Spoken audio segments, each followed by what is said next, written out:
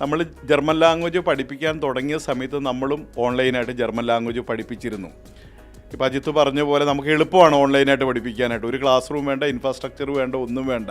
എവിടെയോ ഇരിക്കുന്ന ഒരു അധ്യാപകനെ ചുമതല ഏൽപ്പിച്ചാൽ അയാൾ പഠിപ്പിക്കും, നമുക്ക് ഫീസ് കിട്ടും.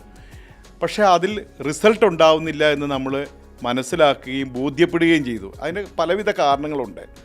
ഒന്ന്, ഒരു ലാംഗ്വേജ് എന്ന് പറയുന്നത് സ്കിൽ ഡെവലപ്പ് ചെയ്യേണ്ട ഒരു പ്രോഗ്രാമാണ്. അപ്പം കുട്ടികൾ ആ ലാംഗ്വേജ് സംസാരിക്കാനുള്ള അവസരം ഉണ്ടാവണം. അവർക്ക് മറ്റു കുട്ടികളോടൊപ്പം ഇടപഴകി ആ ലാംഗ്വേജിൽ കമ്മ്യൂണിക്കേറ്റ് ചെയ്ത് അതിൽ ഡെവലപ്പ് ചെയ്യാനുള്ള പോസിബിലിറ്റി ഉണ്ടാവണം.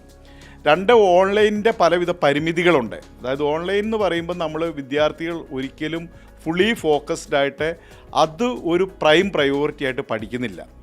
ടെക്നിക്കലായിട്ടുള്ള പല പ്രോഗ്രാമുകളുണ്ട്, പ്രതിസന്ധികൾ ഉണ്ടാകുന്നുണ്ട്. അതായത് അവർ ക്യാമറ ഓണാക്കത്തില്ല, അധ്യാപകർക്ക് അത് മനസ്സിലാക്കാൻ വേണ്ടി സാധിക്കില്ല.